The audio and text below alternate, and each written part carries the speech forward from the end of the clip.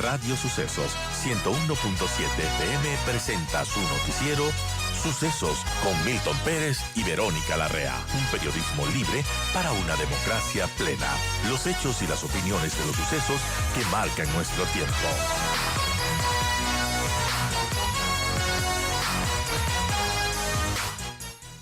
¿Cómo vemos esta campaña tan vertiginosa que se da tanto en territorio como en el ámbito digital? ¿Cómo vemos a los candidatos? Y bueno, es un tiempo corto pero intenso, Caroline. Muy buenos días, un gusto saludarles y por supuesto coincidiendo con la misma apreciación, ¿no?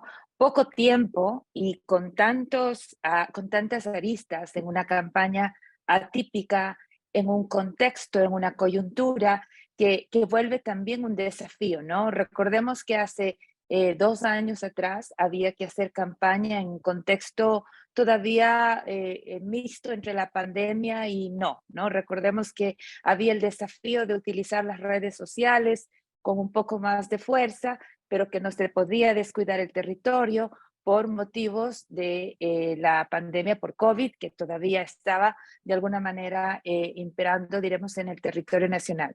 Hoy, en cambio, la campaña tiene el desafío primero del poquísimo tiempo y por lo que escuchamos, por ejemplo, también el desafío de la inseguridad en el que se están involucrando también de alguna forma a riesgo los candidatos y la candidatura, en este caso la presidencial. Así que parece que sigue teniendo estas dificultades y nuevamente pareciera una cosa un poco extraña porque no es mucho el tiempo que estamos comentando la campaña y ya no nos queda sino 3 semanas para ir a las urnas y tomar una decisión respecto de lo que puede pasar. Y esto es otra novedad, una decisión respecto de los próximos 2 años o incluso menos. Entonces también uno se pone ahí a cuestionar los tiempos para los cuales nos están llamando a las urnas y los tiempos para los cuales se está planteando esta perspectiva de futuro. Bueno, es complejo, ¿no? En 20 días exactamente estaremos votando en las urnas para año y medio y después volveremos a las urnas para seguir Volvemos. votando. Sí, Así que exacto. será un gobierno de transición, sin duda, un gobierno en el que, bueno, tendrá que hacer las cosas rápidas, tendrá que tener decisión política, también gobernabilidad. La tiene bastante compleja el nuevo gobierno y también la nueva asamblea con este corto tiempo. Ahora, Caroline, de todos los candidatos, ¿cómo ha visto la campaña? ¿Cómo ha visto las propuestas también de cada candidato? ¿Son populistas, son realizables? ¿Cómo vemos cómo cada candidato se va ganando a sus electores? Hay de todo como en botica, ¿no? Buena frase, además, que aplica perfectamente para la política, no solo la ecuatoriana, yo creo que tranquilamente la latinoamericana, y aquí de alguna forma hago eco de una de las últimas propuestas de Mario Riorda, quien siempre hace este activismo, dice él, por la comunicación política. Él decía, paren un poco y reflexionemos sobre qué está pasando con la comunicación política en sí mismo, porque de alguna manera yo sé que los vientos tecnológicos nos llevan como una suerte de huracán, ¿verdad?, hacia adoptar a propósito de la inteligencia artificial, adoptar a propósito del tema del TikTok, los nuevos votantes, ¿no es cierto?, que no están necesariamente apegados en narrativas ideológicas más duras, que es la que estábamos probablemente acostumbrados aquellos noventeros y ochenteros, pero hoy en día es una narrativa distinta. Sin embargo, eso no quiere decir que le demos superficialidad al contenido político y eso pareciera que está pasando, ¿no? Que estamos olvidándonos del fondo, preocupándonos más de la de la forma, preocupándonos más de lo superficial, de los estilos, de los bailes, si tú quieres, de los trends en las redes sociales y no en los problemas de fondo. Y probablemente es esa, hay muchos analistas que dan una opinión parecida, es esa la razón por la cual los techos de los votantes duros han sido rápidamente alcanzados, pero ese voto blando, ese voto indeciso, ese voto que es probablemente el santo grial en este momento, que podría definir una decisión ya sea para primera o posterior en segunda vuelta, no logra ser conquistado porque las campañas no están hablando sobre el fondo, sobre este contexto actual que nos ha llevado a esta situación, Así es. sobre la problemática profunda que los ecuatorianos y ecuatorianas tenemos. Bueno, es una indecisión que alrededor de un 40 al 60%, las encuestas difieren ese porcentaje, pero sin duda es un porcentaje altísimo en donde, bueno, solo queda 20 días para que se decida. Mucha gente que está Ujú. dentro de ese porcentaje de indecisos seguramente irá el día de las votaciones a decidir, ¿no? Y en ese contexto, las campañas han intentado encontrar un espacio de penetración en el marco del ruido. Entonces, a eso le llamamos de alguna manera un posicionamiento. El tema es que rápidamente han llegado a un techo. Entonces, por ejemplo, un posicionamiento clásico muy reconocible ha sido el de Fernando Villavicencio, que es el del anticorreísmo.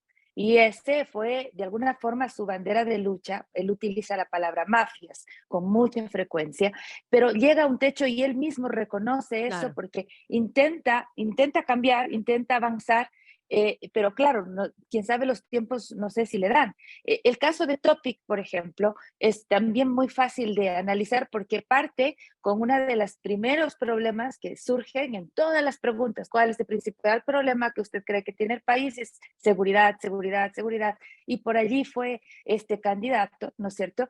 Pero no va a ser la única forma de llegar al electorado, ni tampoco, decía Tatiana Larrea, la única forma de solucionar este problema. Yo estoy este rato en Cuenca, vivo aquí en el Azuay. Si le preguntan al Azuayo, el 82% de los azuayos dijeron no queremos armas. Pero si le pregunta a Guayaquil, probablemente sea otra la Claro. respuesta, ¿verdad? Entonces, al mismo problema, poblaciones distintas plantean distintas soluciones también. Entonces, ahí la dificultad que ha tenido, por ejemplo, el candidato Topic de poder llegar y asirse de esos votos. Entonces, tenemos una suerte de segundo pelotón que está todavía allí pujando, claro, en ese espacio de llegar al votante indeciso porque tienen nichos que de alguna manera fueron rápidamente abordados. Igualmente se puede decir como un Yacu Pérez, Guartambel, que a diferencia del hace 2 años, perdón, a diferencia de esa jornada en donde tenía un Pachacutic más Claro. cohesionado, donde había además una capacidad de recoger el ánimo de octubre del 2019, mucho más reciente, este momento es distinta a su participación y sin embargo no deja de estar en un espacio que sigue capturando la atención de alguna u otra forma, aunque diremos el caso de Pérez Huartambel, más que nada es como una suerte de, las encuestadoras le tienen cuidado. O sea, no me sale en los datos, pero no me arriesgo a decir que no está, porque nos dio la sorpresa hace 2 años atrás, no vaya a ser que nos sorprenda también ahora, porque tiene un voto rural que uno no sabe como que sí, como que no. Entonces creo que en el caso de Pérez Huartambel es más bien un temor de descifrar al votante que él suele tener, ¿no? Y en el caso de Sonnenhosner, que probablemente es el discurso menos anti que se ha planteado hasta hace un poquito, que ya comenzó como a pinchar por Así aquí, es. por allá, porque también, ¿no es cierto?, le han ido pinchando, ha intentado, viene de menos a más, es el que menos territorio logra consolidar, porque no es que necesariamente tenga partidos fuertes que le estén apoyando, y tiene dificultades en ir, diremos que reafirmando, no tiene una propuesta específica que pueda ser fácilmente identificable en términos de posicionamiento, pero quién sabe, y esa ambigüedad y esa amplitud le puede dar cierta opción en algún minuto para poder aglutinar si es que llega a haber primero una segunda vuelta y si es que él llega a ser el candidato que pase a esa segunda vuelta. Dejo para el final el de la Revolución Ciudadana simplemente porque ha sido la candidatura que rápidamente se conocía que estaba en la preferencia porque tiene una militancia fuerte, pero también ha tenido sus desafíos, ¿no? El poder, por ejemplo, reafirmar esa militancia que Claro. fue una primera propuesta con la campaña de los borreguitos, de las ovejitas, como usted le quiera llamar, pero que ha tenido el efecto en esa militancia no es una campaña que le da más votos en el segmento de los indecisos, que digo que es el santo grial. Ahora está apuntando a un voto de mujer. Por ahí me parece que vi que, a diferencia de otras ocasiones en donde mujeres se han presentado y muchas de las veces se ha mencionado que mujer no vota por mujer, parece que ellos están mirando allí un nicho. Por el discurso que están teniendo, es posible que tengan datos que les permita crecer en ese segmento, sobre todo porque cuando son atacados por su condición de mujer, hoy en día Claro. políticamente eso es incorrecto. Entonces son capaces de reaccionar y de recibir defensas, inclusive de las que no se pensaban. Entonces, quién sabe, por allí logran rasguñar unos cuantos votos en ese centro, donde hasta ahora el correísmo en sí mismo no ha sido del todo exitoso. Habrá que ver si eso les alcanza para sacudir un poco más esos techos que al menos ellos aspiran para poder asirse de la victoria en primera vuelta. Un desafío enorme, como lo han dicho, casa adentro inclusive. Un desafío enorme, sin duda. Estamos analizando esta campaña presidencial con Carolyn Ávila, doctora en comunicación. Y bueno, Carolyn, también hablamos de, bueno, de cada binomio presidencial, pero ¿qué nos dice de los que le acompañan, de los segundos, los candidatos a vicepresidente? ¿Qué tanto han restado o han sumado a las campañas de cada candidato? Yo pienso que es importante cuando hablamos de las vicepresidenciables, digo las así con la A mayúscula, De las porque primero candidaturas. es, es, es importante recordar lo difícil que fue insistir que sea equitativo, paritario, ¿no es cierto? Y que se respete ese derecho ganado a fuerza de pulso de un binomio que tenga estas consideraciones, hombre-mujer o mujer-hombre, pero que tenga esa consideración. Eso en primera instancia. Y dado que fue a fuerza de pulso para que se necesitó, por ejemplo, una disposición adicional, porque no fue sencillo Así conseguir es. esa disposición, pareciera que en cierto sector en político, con reflejo también en el sector periodístico, las candidaturas comenzaron a pasar por filtros de mayor escrutinio, un escrutinio que no necesariamente pasa por los caballeros, pero sí por las candidatas. Es como que ellas tenían que demostrar que las cuotas de las cuales fueron beneficiadas, pongo beneficiadas entre comillas, ¿no es cierto? No estaban solamente allí por su condición de mujer, sino porque tenían méritos. Eso a los hombres jamás se les ha pasado por la cabeza, la necesidad de demostrar. A ningún caballero se le pregunta su recorrido, su trayectoria, sus títulos, pero a ellas se les cuestionó toda esa condición. Eso es, creo que, importante insistir en la conversación política que tuvimos al inicio. Digo, tuvimos al Interesante. inicio porque se ha cambiado. No sé si porque las candidatas han bajado el perfil, porque sí fue una agresión fuerte. Recordemos lo que le pasó a la candidata a Erika Paredes, lo que le pasó a Diana Jacome. Estoy hablando de las dos candidatas, tanto de la lista de Soren Hosner o de la lista de Jan Topic, de las dos entrevistas que este momento recuerdo. Ujú. Y por supuesto que me parece que lo vivió también en su momento y lo sigue viviendo la candidata Luisa González de la Revolución Ciudadana. Entonces, de alguna forma, eso como para comenzar, ¿no? Ahora, hay algunas que todavía tienen esta fuerza mediática que se han sostenido, hay otras que han bajado el perfil y existe también, a mi criterio, una suerte de acoso político sobre errores que siempre se dan en los discursos políticos. No existe candidato que no se equivoque o que no tenga un lapsus en los espacios mediáticos. Todos lo hacen de una u otra forma. Algunos más que otros, es verdad, no estoy Ahí diciendo me que no, viene el nombre pero del binomio de Luisa González, de Andrés Arauz, por ejemplo. exactamente, y me recuerda mucho un episodio muy triste en la política cuencana, que fue la que vivió Jefferson Pérez. Jefferson Pérez era de los candidatos que a inicios tenía toda la mayoría de la votación, la acogida, era el outsider, en fin, ¿no? pero comenzó a hablar en los medios y no es pues un político, venía de otro background y sin embargo se expresaba, hacía sus declaraciones y ciertas frases le dejaban así como cortado, editados, ¿no? Le editaban, no le daban toda la expresión completa y esas ediciones circulaban en formato meme.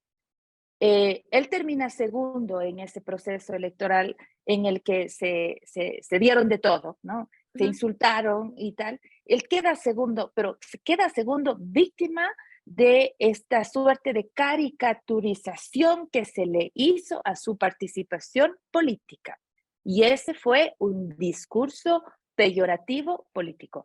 Hay estudios que dan cuenta que para la democracia, más peligroso es el discurso de odio que las fake news. Imagínese usted. Increíble. Para la democracia, más peligroso es el tener que agredir en las redes sociales, insultar, que, por ejemplo, trasladar un rumor, una falsa noticia. En el caso de ciertas candidaturas, se nota que hay ese tipo de ataque, ese tipo de agresión. Creo que no solamente Andrés Arauz ha sido víctima de eso. Me parece que, por ejemplo, este momento también Fernando Villavicencio y otros están siendo víctimas de esta suerte de bullying político, ya sea por su condición, por sus expresiones o por su background, y me parece que hay que tener un poco de moderación al respecto. Por ejemplo, la misma frase sobre sentarse o no con los 10 famosos 10 Más más buscados. buscados. Es evidente que hay un lapsus en la expresión, pero que no es esa precisamente la propuesta de campaña, ¿no? Es un lapsus, es un error de la candidatura. Pero que un periodista haga la pregunta y diga, dado que esa es la propuesta de la lista 5, no es esa la propuesta, pero se está utilizando esa expresión. Lo mismo, por ejemplo, sucede en este momento con Fernando Villavicencio, con una expresión que mencionó en el programa del día domingo. No es precisamente que se está planteando digamos, una reforma o un cambio. Hay un lapsus, sí, de acuerdo, pero se puede tranquilamente hacer una contrapregunta, permitirle al candidato aclarar esa idea. No, pero aquí es como que hay un ataque, ¿no es cierto? Entonces es importante tratar con respeto las candidaturas, sabiendo que también son seres humanos y que pueden, y que nadie es perfecto, mucho menos frente a un micrófono. Ahora, que eso se aprovechan porque la guerra es guerra y en política todo sirve y el que se equivoca menos es el que llega hasta el 20 de agosto, también es verdad, no seamos ingenuos. El que tiene boca se equivoca, dice el dicho. Ahora, Caroline, hablando bueno, de esto, ¿no? De estas equivocaciones que a la final con las redes sociales sí que se exacerba todo este ambiente, pero también qué parte de esto también, como decía, no seamos ingenuos, son estrategias de campaña, ¿no? De Sin estrategias duda. de campaña sucia, estrategias de ataque. Sin duda, por eso justo el cierre al final del comentario, ¿no? O sea, yo al final vengo de la academia y en la academia uno siempre pinta el escenario perfecto a los estudiantes, pero también hay que ser responsable y les dice a los estudiantes, el momento en que hay una estrategia de por medio y por el otro lado alguien se equivocó, con el dolor en el alma, esos errores muchas de las veces pesan, ¿no? Pesan caro y ahí hay un debate ético al seno de los comandos, o debería haberlo, al seno de los comandos, hasta dónde se van a extender en el aprovechamiento de ese error, en el uso, por ejemplo, hoy en día de inteligencia artificial para hacer un poco más de esta apología, diremos, del error, del odio, de lo que se pueda, diremos, hacer en términos de lo que la tecnología te permita. Tiene que haber ciertos límites. Se utiliza la sátira, la broma y el humor desde tiempos antiguos en materia política, pero utilizarlo ahora con la construcción de inteligencia artificial, la gente se cuestiona, ¿no? ¿Hasta qué Por punto supuesto. hacerle hablar un candidato de manera forzada, obviamente falsa, porque eso es la inteligencia artificial utilizada en esa perspectiva? puede engañar a otros, sí, entonces hay unos debates éticos, es distinto a disfrazarse al estilo La Feriata, como recordemos hace unos atrás, y cuando salió, por ejemplo, eso fue sumamente discutido y criticado y me parecía que era correcto tener esa discusión y esa crítica. Entonces ahí, por ejemplo, hay algunos de los cuestionamientos que las campañas, al menos adentro, tendrán que hacerse y sobre esa base ver si salen o no, y si es que deciden hacerlo, pues bueno, pues aprender a enfrentar esos debates éticos que seguro también les vendrá. Y esto no solamente con los errores, ¿no? También, Caroline, al menos de lo personal, yo he visto campaña sucia en contra de ciertos candidatos. Por ejemplo, puedo decir, he visto campaña sucia, videos que, bueno, se mandan, se viralizan sin autor, obviamente, atacando, por ejemplo, a Otto Sonnenholzner. También me parece que he visto algo en contra de Fernando Villavicencio. Sí. No sé, son estrategias que no sé qué tan efectivas pueden ser, pero que se dan en este tipo de campañas. Ujú. No, no, y recuerda al inicio lo que sufrió Jan Topic también, ¿no? Cuando recién comenzó a salir. Son las famosas campañas B, tienen por lo general objetivos diversos, pero ninguno de ellos es darle votos al candidato. Es Los quitarle al otro, objetivos ¿no? es quitarle al otro, bajarle el momentum en el que se encuentra el otro, porque normalmente lo que sucede cuando hay muchos indecisos, 40, 50% que todavía parece, según las encuestas, existe, si es que comienza a pillar, es como una ola, ¿no? Como en el surf, ¿no?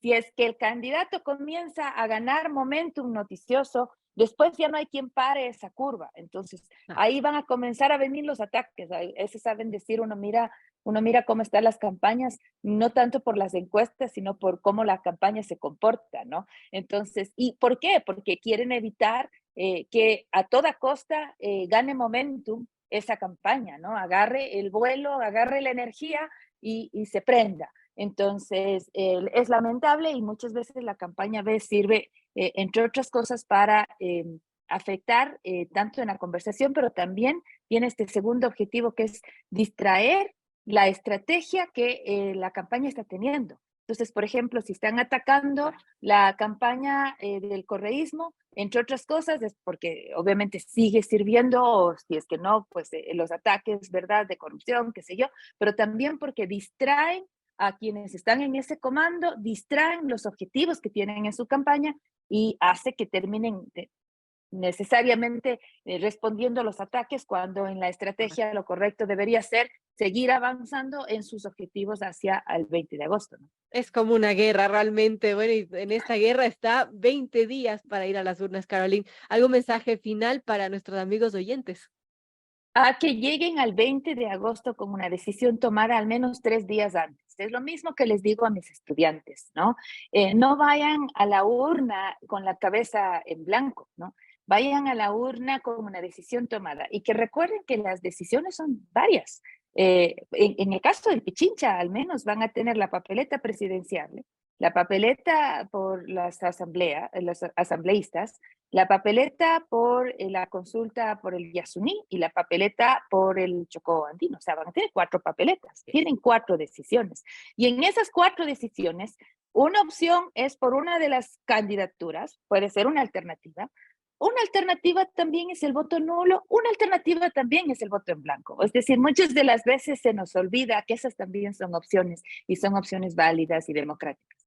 Lo importante aquí es que esas decisiones, cualquiera que ésta sea, que usted haya planteado, sea producto de un proceso personal de información. Aquí no es que, la campaña nos sirvió porque nadie me dijo. No, no, no. Aquí cada candidato le va a decir lo que le quiera decir, o va a haber el candidato que no le va a decir nada por último, ¿ya? ¿Mm? Aquí es decisión de individuo, de cada uno, informarse y llegar al 20 de agosto, en este caso, con una decisión tomada previamente. Cualquiera que sea la suya, tómela con anticipación.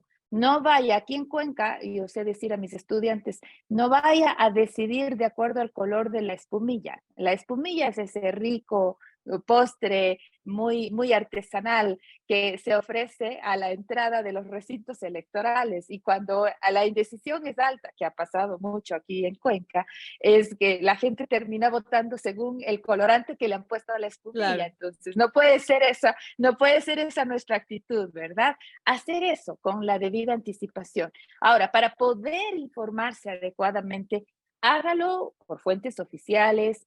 Créame, el WhatsApp que le mandó la tía no es fuente oficial. Entonces, Eso es muy convengamos importante, de ver esto. la fuente, ¿no? De todo lo que se Convengamos de viraliza, lo esto. que nos mandan, dudar de todo eso. Exacto.